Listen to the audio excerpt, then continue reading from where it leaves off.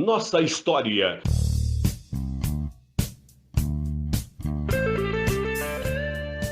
Olá, bom dia! Mais um passeio pelas ruas do passado, através das páginas do livro Ruas de Santa Cruz do Capibaribe, Sua Gente e Sua História, escrito pelo professor radialista e escritor José Oliveira de Góes. Vamos conhecer hoje o passado de duas artérias, a Rua Marisa Neves e a Rua Lázaro Davi Monteiro.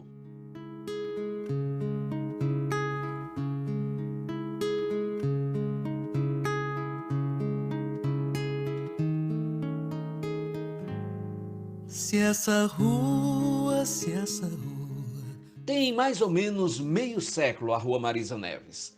Apesar de as características da artéria serem basicamente as mesmas das demais ruas do bairro São Cristóvão, esta tem algumas peculiaridades que chamam a atenção.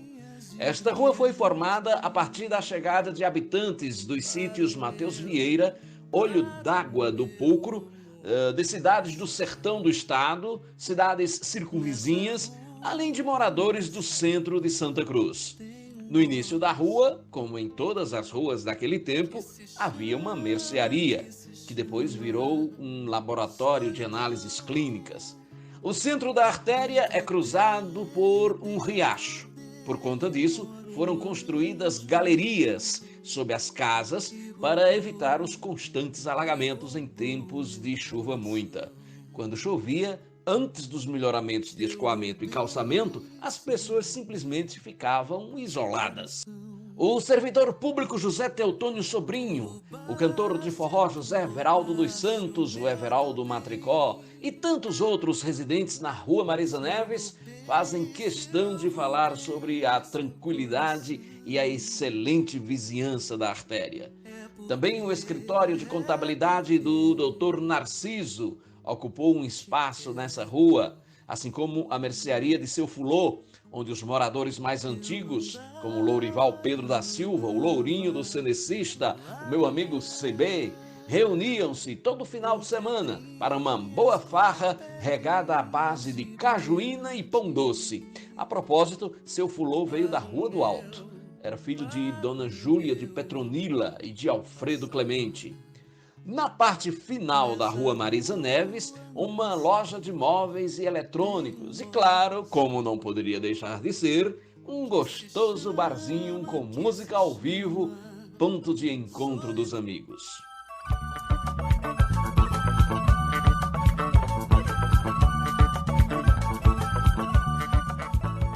A Rua Lázaro Davi Monteiro é conhecida como a Rua Larga. Na verdade, seu formato é curioso.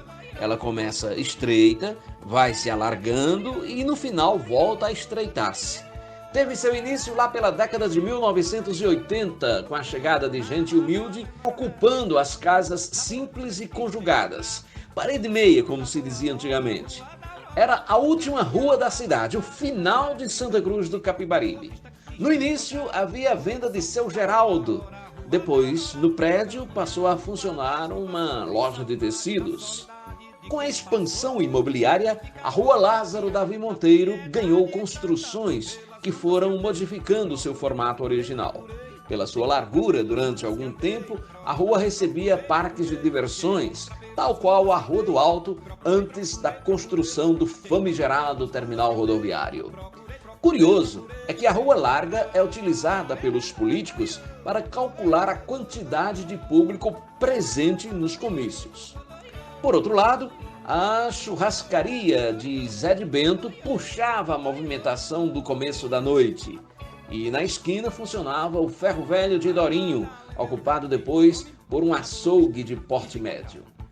Uma loja da Movelaria Capibaribe marca uma das esquinas da rua, funcionando como ponto de referência num tempo em que o GPS era o boca a boca das pessoas a quem se pedia informação. A parte estreita do final da rua é composta por residências, que também guardam em si pequenos fabricos de confecções, e que acaba às margens de um canal que divide os bairros São Cristóvão e Cruz Alta. Compõe ainda este cenário a imprensada Rua Irene Maria de Jesus, que fica entre o cemitério São Judas Tadeu e o final da Rua Larga.